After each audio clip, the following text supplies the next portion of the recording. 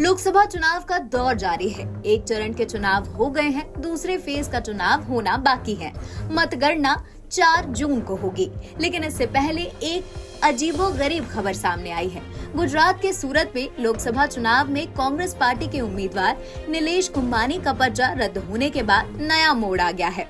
कांग्रेस उम्मीदवार का पर्चा रद्द होने के बाद सभी निर्दलीय उम्मीदवारों ने अपना पर्चा वापस ले लिया, जिसके बाद बीजेपी उम्मीदवार को निर्विरोध चुन लिया गया। मुकेश दलाल निर्विरोध विजेता घोषित कर दिए गए।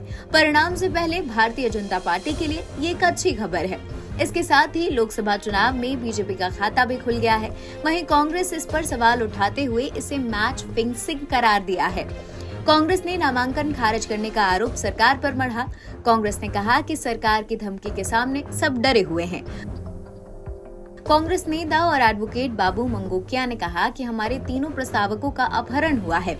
चुनाव अधिकारी को अभी फॉर्म पर हस्ताक्षर हुए हैं या नहीं, इसकी नहीं बल्कि अपहरण की जांच करनी चाहिए। वहीं कांग्रेस नेता जयराम रमेश ने इसे मैच फिक्सिंग कहा।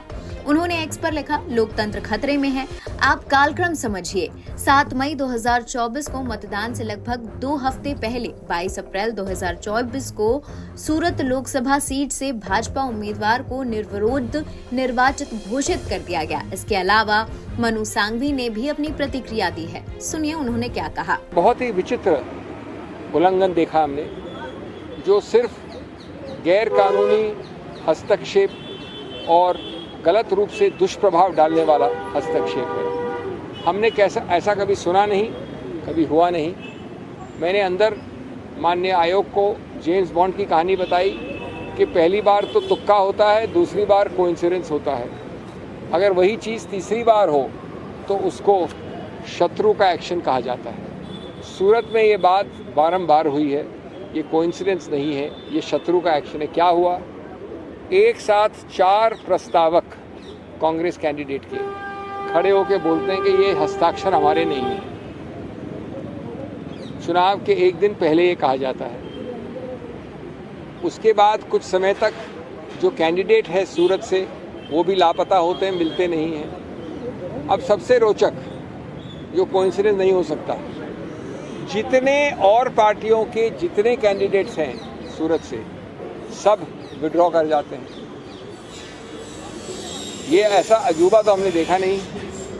सूरत का कैंडिडेट इतना प्रभावशाली है कि कोई उसके विरुद्ध खड़े होकर तैयार नहीं। खड़े होने के बाद, नामांकन पत्र भरने के बाद, तो इसलिए हमने कहा है चुनाव आयोग से कि ये आपने चुनाव के धरातल को नॉन लेवल प्लेइंग फील्ड बना दिया है, समतल ज़मीन नहीं छोड़ी है। ये चुनाव पिटिशन का मामला नहीं है, इसमें आपका एक ही हल है। ऐसे कारनामों का फ़ायदा न उठा पाए कोई, इसलिए अति आवश्यक है कि आप स्थगित करें चुनाव सूरत में और चुनाव की नई तारीख दें, जिससे ये संदेश बड़ा स्पष्ट जाए कि अगर मैं इस प्रकार के दुष्प्रभाव से इनको इफेक्ट करता हूँ या इनको इफेक्ट करता हूँ, वोटर हो या कैंडिडेट हो, उसका फ़ायदा मैं नहीं ले सकता।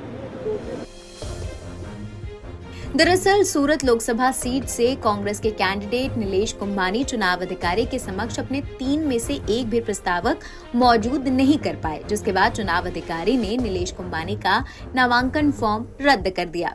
बीजेपी ने कांग्रेस के कैंडिडेट नीलेश कुंभानी के फॉर्म में तीनों प्रस्तावकों के हस्ताक्षर को लेकर सवाल उठाए थे। NBT ऑनलाइन की रिपोर्ट।